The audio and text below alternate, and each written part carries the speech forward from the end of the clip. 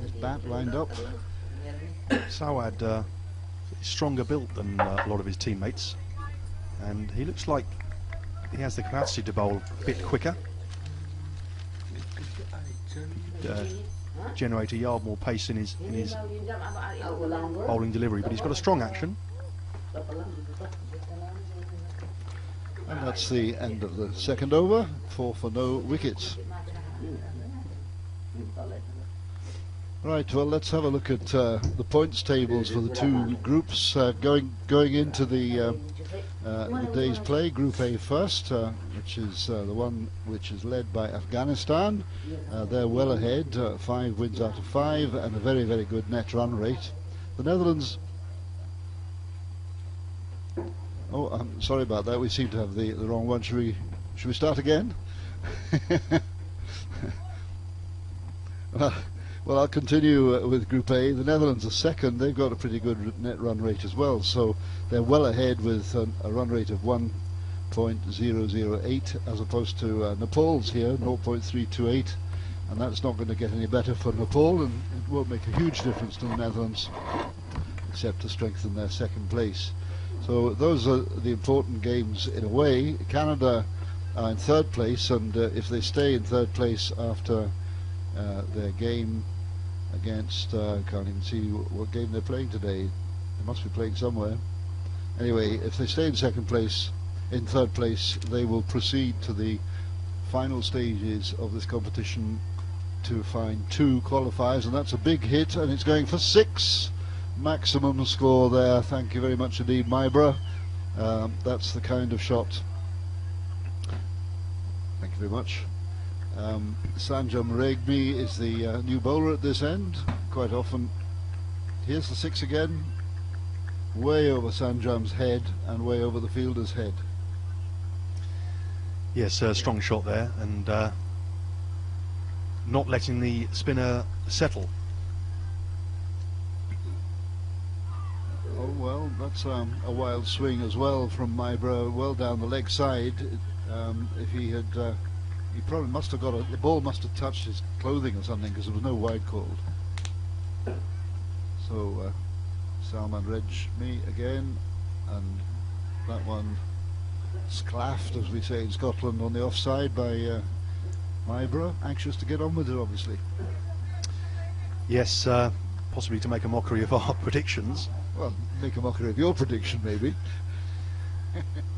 I've seen the Nepalese bowl many times, and they are a controlled unit, and I back them to make a good fist of this game, certainly. Well, I can't make any comment because I've never seen the Nepalese play before, but the bowling so far seems to be pretty good, and there's some good fielding to add to it. I think the key today could be the bowling of Basant Regmi, who has been one of Nepal's leading wicket takers over the last few years. Brother, presumably? I'm not sure he's a brother, but I think he is a relation. Perhaps we can check on that. There's a sweep slog all the way along the ground to deep mid wicket for Swat. Takes him to 3.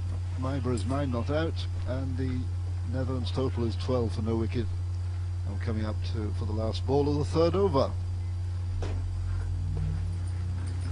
And that's well struck towards us and hits the boundary wall of the pavilion, and that takes the score up to 16 for no wicket after 3 overs. Just bounced 2 foot inside the rope. This Dutch team, some of the players come over to play as professionals in the Dutch top classer, and after they make their year's residency, they then qualify for the Dutch team, and Steven Myberg fits into that category along with Wesley Baresi.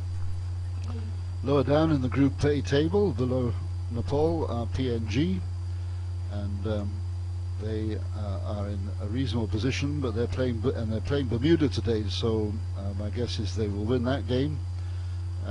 They've got 2 wins out of 5.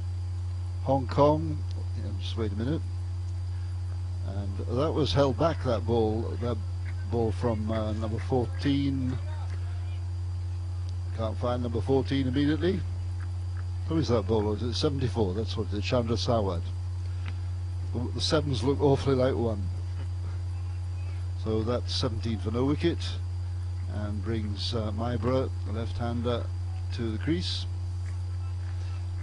Mike, we've just been contacted by a Nepalese fan, I believe. It says Kamal Jamsal. I've never seen Nepal play like this before. How far away do you think Nepal are from playing with the big boys? We'll come back to that question. And that's been slogged and very, very well fielded by number 77, the captain, Paras Kadki. Who is an excellent fielder. Well, he certainly demonstrated that. So, an interesting question about where Nepal are. I think my view is that 2020 isn't their strongest format, that they're better suited to the 50 over game. But as I stressed earlier, they have a very good development program, and that's always the foundation for sustainable success in the long term. So I think a decade from now, they've got a very good chance, but they need to let this young squad settle. And Swart takes that ball on the run and then completes the single, takes the score up to 19, halfway through the 4th over for the Netherlands, in reply to Nepal's 85 for 7 in their 20 overs. I think the 2 ingredients that Nepal are possibly missing is a genuinely quick bowler and a couple more dynamic batsmen in the middle order who can really be match winners. Oh well, that was well fielded, but the point about it I was going to make was that they were already halfway through the run before the ball reached the fielder, and the fielder Prithum Baskota had no option or no possibility of going for a run out. So that the Dutch are streetwise, really, I think, compared to the Nepalese at this level of the game at the moment. And a lot of their players have experience of playing this day cricket in full member nations. Alexi Kavisi, of course, young player with Worcestershire. Barazi's got experience in South Africa. And Svart in Australasia. So they're wise heads.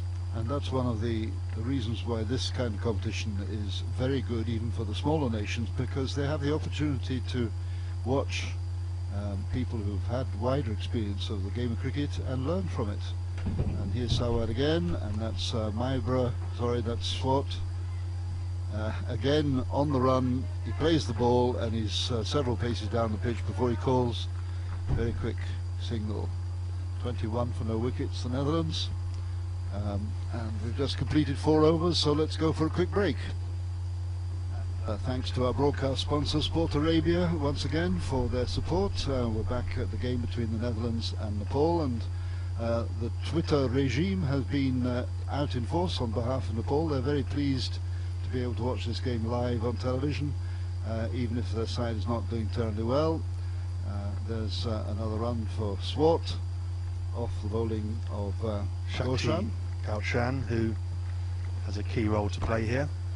I think I can tell the Nepalese fans that they have responded well to that mid-innings pep talk by their captain and coach, and they've been very alert in the field. Yes, they've got a very hard task against the Netherlands. Netherlands sitting second in the Group A table, and likely to remain so behind Afghanistan, and possibly content to do so. Play the first match, the numbers 2 and 3 in each group, then play crossover matches, and in fact they have 3 matches to complete before the second qualifier. And there's a chopped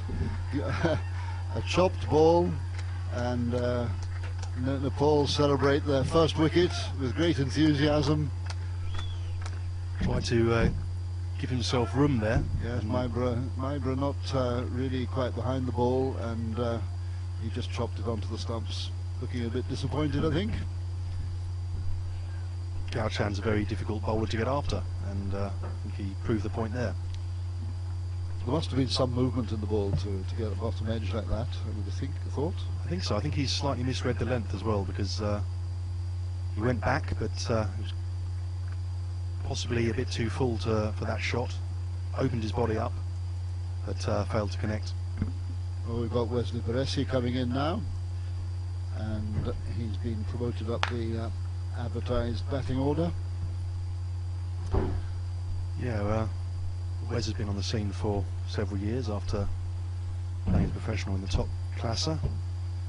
He's a batsman with a good scoring rate, and can be quite exciting to watch. Well, that's Nepal's first wicket. The Netherlands are 22 for 1 in the 5th over of their reply, seeking 86 runs for victory, and we're certainly hoping that Nepal will show the same kind of spirit and get some more wickets to make it an exciting game.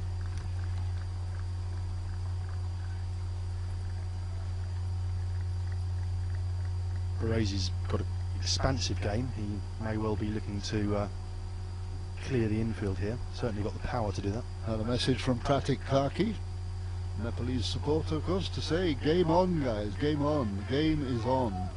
And certainly the buzz about the Nepalese fielding makes one suggest they do have a little bit of self-belief. And ever the optimists fans, aren't they? But another wicket here, who knows? The Goshan.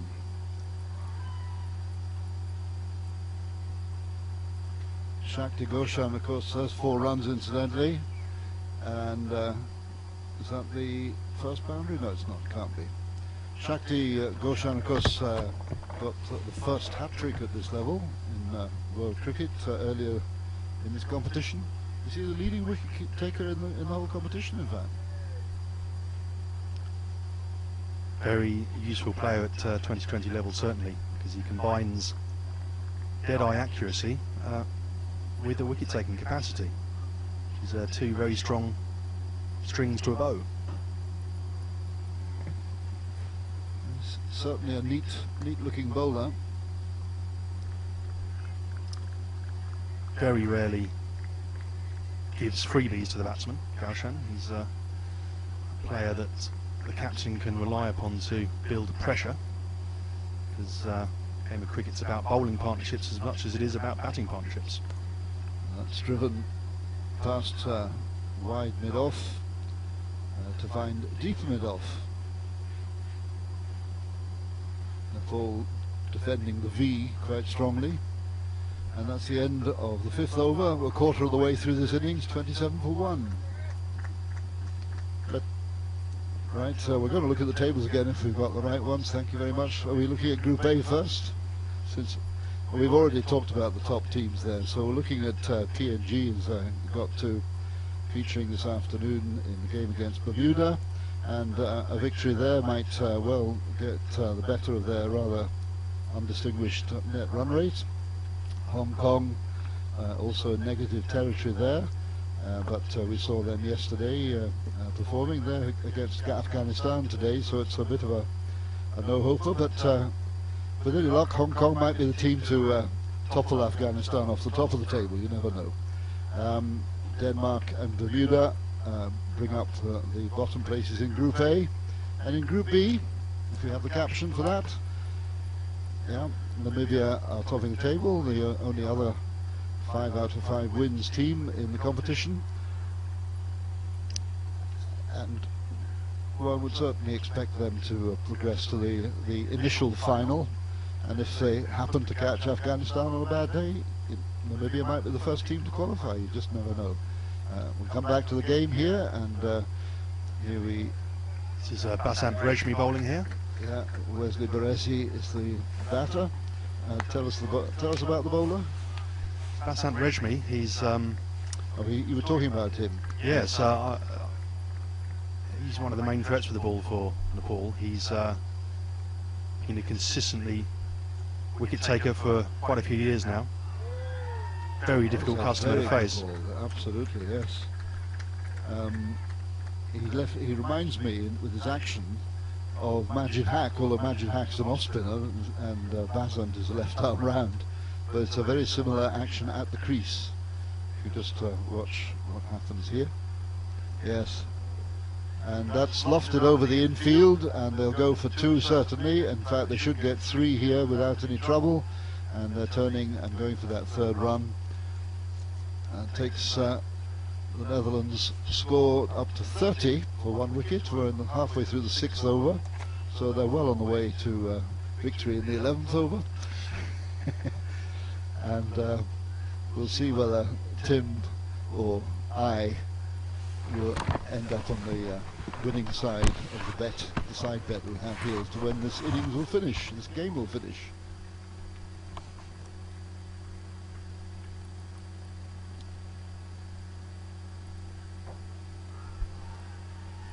And the big appeal for an LBW.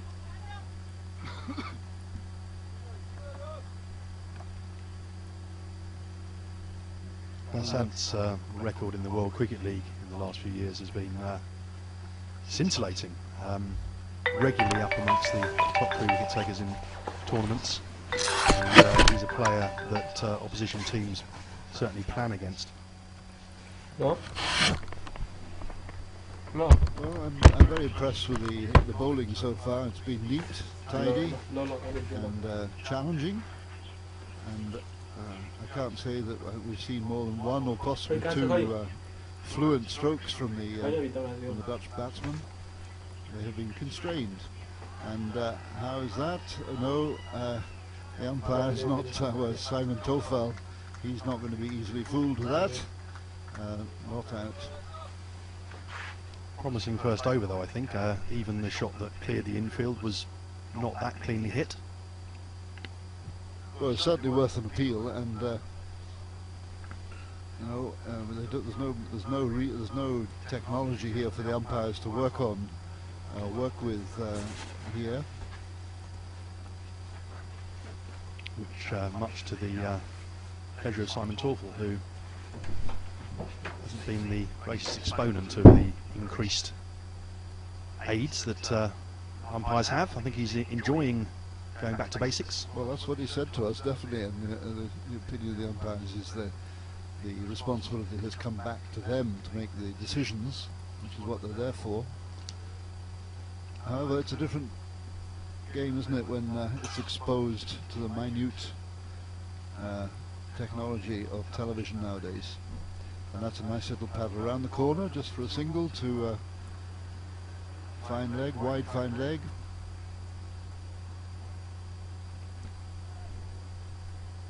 The fact is that the technology is only possible because most of the big matches are covered by television companies with 20 or more cameras in every possible place. In some respects, the more technology you bring along, the more questions you raise.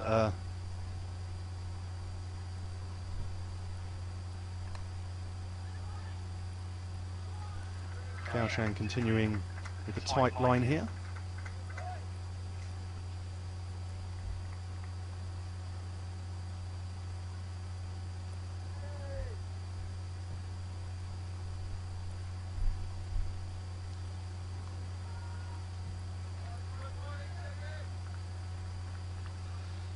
Well, we've had a message from Nitesh Rejmi. I don't know whether he's related to the Rejmi here, but he says he wants his name, Nitesh, to be called out on the commentary as the greatest fan of Nepal by the commentator.